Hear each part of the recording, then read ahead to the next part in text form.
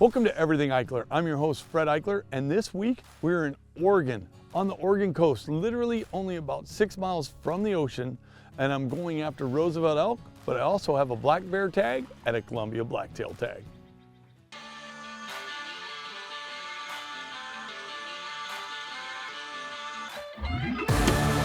I just got a grizzly bear!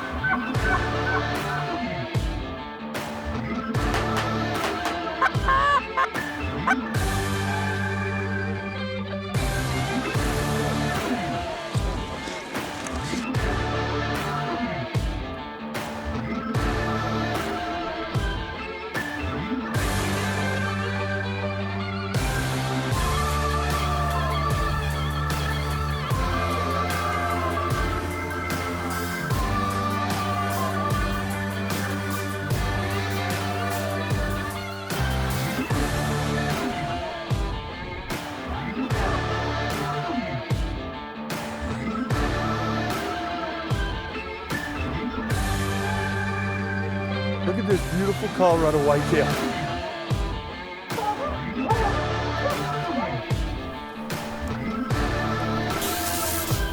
You're watching Everything Eichler. Presented by Leupold. Be relentless.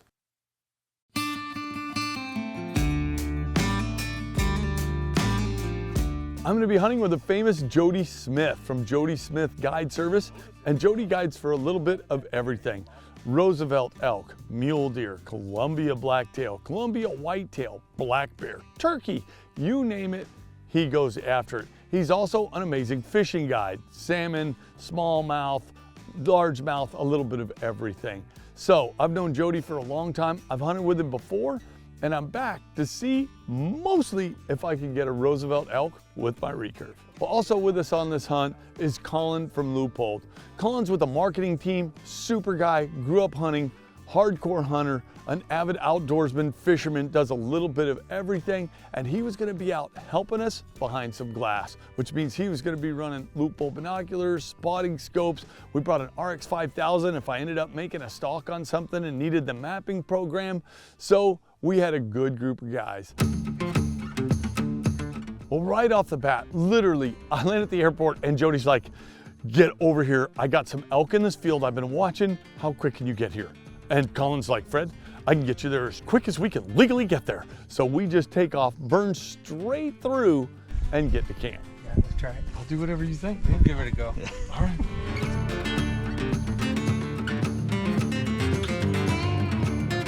It's really light colored, right there next to those cottonwoods? Yep. Okay, got it. Well, Jody rushes out to a blind. He's like, Fred, you gotta crawl into this blind to get there without spooking these elk. Can you do that? I'm like, yes, I can.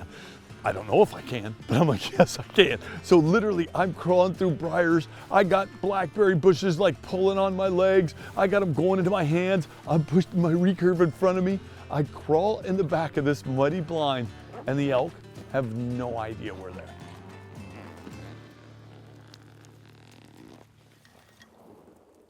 There's elk about 300 yards away. Now we just gotta hope they feed this way. We got a Cabela's chair right here. Not a bad setup. Now we just need elk. So I'm set up. I'm looking at the elk, super excited. I'm watching bulls, cows interact. It's absolutely beautiful. There's multiple legal bulls. I, of course, am like, what's legal? Can I shoot a bull or a cow? And he's like, no cows and just bulls. It's got to be a 3x3 or larger in this area to legally take it. And I'm like, okay, so we're looking for 3x3 or bigger. Got it. I'm getting so excited as we're sitting in the blind. And then all of a sudden I hear something and I'm like, what is that noise? And all of a sudden the elk all spook out of the field. Like, I mean, they take off running. Geese are flying, elk are looking around, like, everything's running out of this field. And I look over, and about 3/4 of a mile to a mile away, here comes this giant old military rig, and it's a spray rig. Well, I felt so bad for Jody, because Jody was like, oh my gosh, I feel so bad. He texts me, he goes, I am so sorry. Those guys were not supposed to be here. And I'm like, it's no big deal. It's hunting. The hunt really doesn't even start until tomorrow.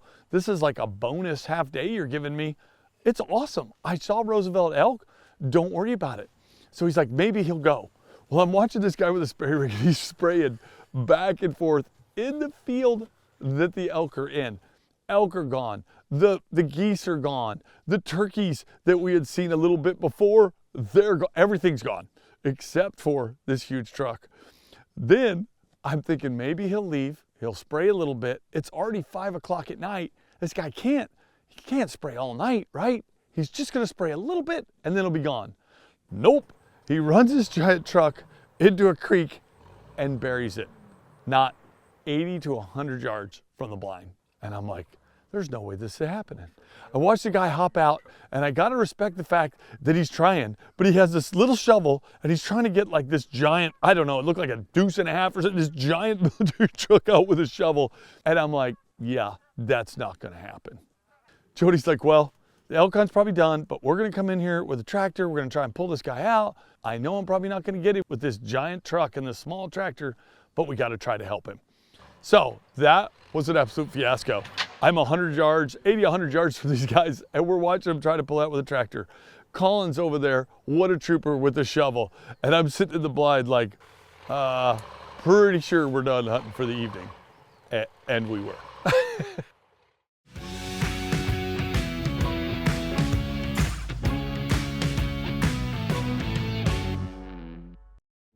Everything Eichler is brought to you by Bass Pro Shops and Cabela's. Your adventure starts here.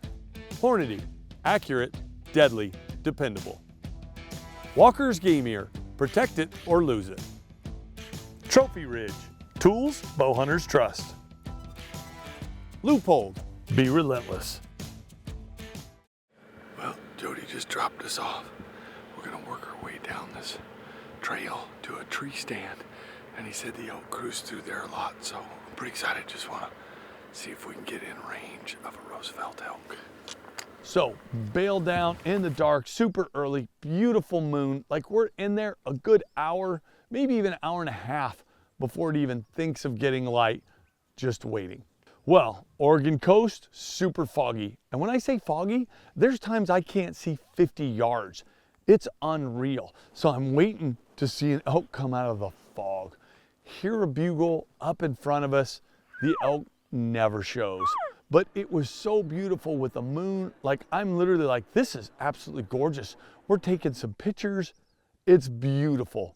But with the fog, I did not see an elk that morning.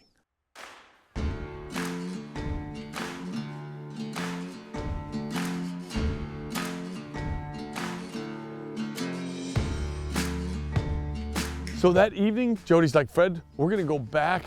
We know those elk are in that one field. Let's set up in the blind. And I'm like, that sounds awesome. That's what we'll do. So we go out, get in the blind. The elk are kind of working out. You know, it's getting evening. And we got elk in front of us, a ways off. And I'm like, you know what? I am gonna try a few cow calls. I get ready to cow call, and all of a sudden the elk, and I don't know if the wind switched or a coyote or a lion, which they did have on camera, spooked them, but the elk all take off. They all leave the field. And I'm like, oh man, there's elk here. It's just not working out yet. So I'm pumped though, because I know the elk are there, and we're gonna wait it out till dark. And then the elk start drifting back in. The elk start drifting back in, and I am losing my mind. They're in a group, the rut hasn't really kicked in, but I'm like, okay, I'm gonna try a few soft little cow calls. I cow call, and these bulls are like, they're kind of interested, they're looking, and finally I get a couple of elk to start kind of drifting our way. And I'm like, oh my gosh, this may actually happen. There's multiple bulls in this group, and I'm like, I don't even care. Like, if any bull comes in range, I'm so excited. So at one point, they cruise past, but they're not close enough. And I'm like, you know what? I'm not gonna take an iffy shot. I'm gonna wait it out. I'm gonna see if I can get a good shot at these elk. So fast forward, it's getting darker and darker. We've only got probably 30 minutes, maybe 40 minutes left tops. A couple cows drift past, and one of the bulls breaks off from the herd. It's a beautiful 5x4, just a gorgeous bull. And he comes walking through the grass. And I'm like, okay, you got this. Now, I tend to get a little excited. I know that's hard to believe, but I'm in there, Lauren's videoing, and I hear her whisper, pick a spot. And it's so funny. I do that with clients. I do that with people. I know all the time, but just that little, pick a spot. And I'm like, oh yeah, don't shoot at the whole elk. Calm down. I draw back, anchor, and I watch my arrow go right where I'm looking. Got him. I just smoked a bull. Stay on him, honey, watch him. Watch him, I just shot a Roosevelt bull. Watch him, stay on him. Oh my gosh, he's gonna go down. He's gonna go down, watch him. Watch him. He's gonna go down right there. I just smoked a Roosevelt bull with my recurve. Watch him. And down. Oh my gosh.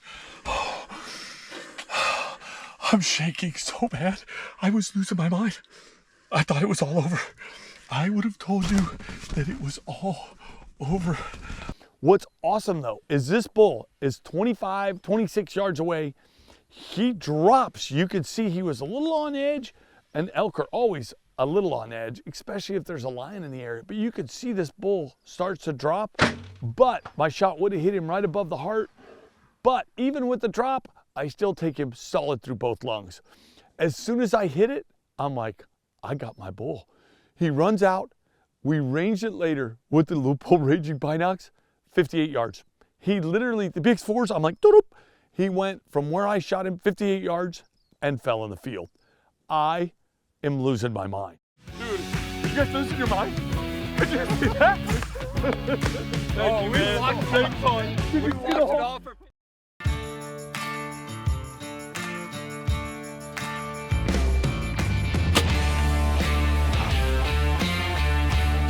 Well, the elk left the field, so I ease out of the blind and go up to my beautiful bull about the time these guys come racing down into the field. He's right there. Look at my blind right there. From where I shot him, I'm shaking so bad. He made it 58 yards. 58 yards, bare recurve, 45 pounds, Easton Legacy, and a Wasp CBW. Look at this beautiful bull. And I got to watch him go down. I got to watch this bull drop 58 yards from where I shot him. Look at all the blood coming out of the lungs. Here's my arrow. My Easton arrow, he fell on it. He broke my Easton arrow. How incredible is that? I am so excited right now. I can't even stand it. To have him drop that close, to watch it all go down, that is one of the coolest parts. Right there. I'm Fred Eichler. You're watching Everything Eichler. And this is my beautiful 1, 2, 3, 4. I didn't even know what he was. 1, 2, 3, 4. Oh, he's non-typical. He's a 5x4 Roosevelt bull here in Oregon. And that is incredible. Dude, were you guys losing your mind? Could you see that? Thank you, man. Watched Thanks, Colin. we watched it all for 15 hours. Dude, I was losing my mind. After like 5 or 6 hours in there, he came around the side, and I was like, I'm shooting him out this little tiny window. And literally, It's like a beautiful oh, it was perfect. Yeah. It was. I was watching him through binoculars when you shot. You were watching I had through him on the spotter. You saw the arrow? As soon as he turned, I'm like, done. Oh, It was yeah. pouring. Dude, yeah. blood was flying out of Oh, him. yeah. And he Yeah, dropped it 58 yards. I ranged it from where he was stood.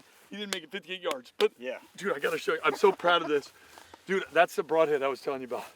With the back of the, both yeah, ways. the back of Yeah. the main Yeah. blades cut, CBW. Okay. That's what we call it. Cuts both ways. So just like in that situation, it went in and it was like, just cutting him. Cut him. I'm Oh, so that's excited. You know I'm getting him mounted, right? You are? Yes, I'm getting him mounted. You got a Full mount. Okay. No, I'm Full just kidding. body? No, I'm shoulder. I'm Oh, just I've kidding. never done that one. Dude, I'm going to mount this beautiful bull. Beautiful Roosevelt shot with my recurve. So I got the Razor Outdoor Edge APX. Well, elk are big animals, so next we had a little bit of a job. But what was awesome is everybody chipped in. I start working, Jody's working, Colin's working. I mean, literally, Lauren's in there hauling quarters. We are breaking this elk down. And Jody said that's about as quick as we've broken one down. It's so awesome to have people that are willing to jump in and help you out. And that night, what do you think we had for dinner? That's right, elk heart. That's one of my favorite things to do when I'm fortunate enough to harvest an animal is celebrate, share it, and cook the heart, which is an amazing piece of meat. So those guys got to enjoy some of Fred's famous elk heart. All right, maybe it's not that great, but Jody had a Yeti frying pan. I had some butter.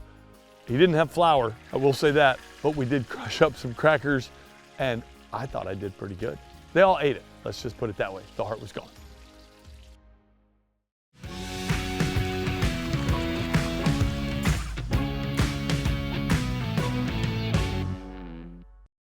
Closed captioning is brought to you by Blocker Outdoors. Hunting gear built for any season, any hunt. BlockerOutdoors.com. Everything Eichler is brought to you by Bass Pro Shops and Cabela's. Your adventure starts here. Taurus, making better guns. Outdoor Edge knives and tools, from field to freezer and everything in between. Muddy, serious gear for serious hunters. ATN, turning night into day. Pretty incredible trip. I got an elk the first day.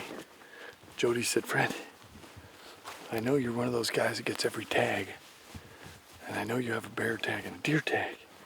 If you want to try, set a water hole and see if a bear or a deer come in, you can do it. And I went. Is a pig's butt pork? Heck yes, let's do it. So we're gonna go sit a water hole, see if something comes in, so we can let the old bear recurve bark again. I slip into this water hole, and it is a beautiful spot. Beautiful ferns, moss on the trees. It's just absolutely gorgeous. And I'm sitting there, and here comes a bear. And I'm like, no way. This bear comes running in. He basically swan dives into the water right in front of me. Now, it's not a huge bear, but it's a black bear. It's beautiful. It's an Oregon black bear. I've never taken a black bear in Oregon, so I'm like, this is awesome. Bear's swimming around. He's doing his thing. And I'm like, I just can't shoot this bear in the water. Legally, could I have shot this bear in a little pond where it obviously could touch the bottom? You'd see the mud stirring up? Yes. For me, though, I just didn't want to shoot a bear in the water. I wanted to shoot it on the ground. For some reason, it felt like I had the advantage there. Most times I think animals for sure have the advantage, but while it was in the water, I just didn't want to shoot it in the water. All there is to it. In my mind, however, if the bear gets out of the water and is on the ground, all bets are off. Well, it's almost like the bear knew what I was thinking. The bear goes out the far side of the pond, comes out, and now I'm like, okay, if you give me a shot now, it's game on.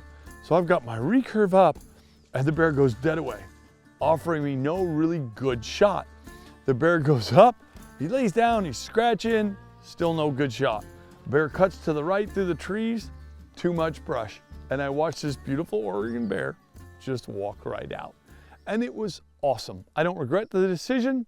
It was an awesome experience, and I did what felt right to me. Not 30 minutes, 45 minutes later, I see a leg through the brush, and I'm like, oh, there's an elk. Now I've already filled my elk tag, but it's so cool watching this bull walk around. He comes right up to the edge of the water, and it's a 4x4. Legal bull, beautiful bull, Roosevelt elk, and he swings around and goes to the back of the pond. And I just can't help myself. I'm like, I've got to draw on this bull. It just feels amazing. And I draw back, I anchor, and I'm like, oh my gosh, such a cool experience. I let down and watch that bull slowly work off through the trees. Absolutely amazing. So then Jody's like, well, Fred, do you want to go see if you can make a stalk on a Columbia blacktail? And I'm like, yes. So he's like, all right, let's go glass some more country. You know what I mean? Take your binocs. So I've got my loopholes. Colin's got his spotting scope. You know what I mean? Jody's running his 15s. We've got all kinds of different stuff in there. And we're cruising around looking for Columbia blacktail. Super foggy morning. I look over with my binocs. I'm scanning this ridge, and I see this Columbia blacktail. And I'm like, I got a deer. It's got antlers. I'm like, oh, What a perfect scenario to make a stalk. So Jody's like, man, it's all you, have at it. I bail off, I go around the ridge, I'm stalking up on this beautiful deer. Jody and everybody's on the other side watching from a ways off, and they've got spotting scopes, binoculars, the whole 9 yards. They're watching this buck. I'm going around the side. I peek up after dropping down this ridge and angling up because there's a big broken tree right near where this deer is to give me a great reference. I peek up and this buck is literally 52 yards away.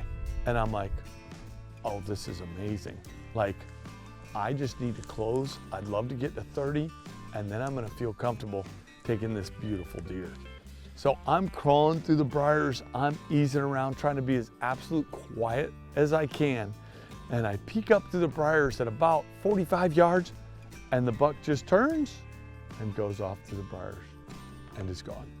I go sneaking up to where the buck was, and I'm easing over, and he's not there. But you talk about another incredible experience. I was in range of multiple Roosevelt bulls, Columbia black-tailed deer, and a bear. And although I chose to only shoot one shot on this trip, it was a great shot, and a bull only went 58 yards before dropping. Got him. So it was a pretty incredible hunt out here in Oregon. Thanks for watching this episode of Everything Eichler. I hope you enjoyed my hunt here in Oregon. Stay tuned next week for some more exciting outdoor adventures.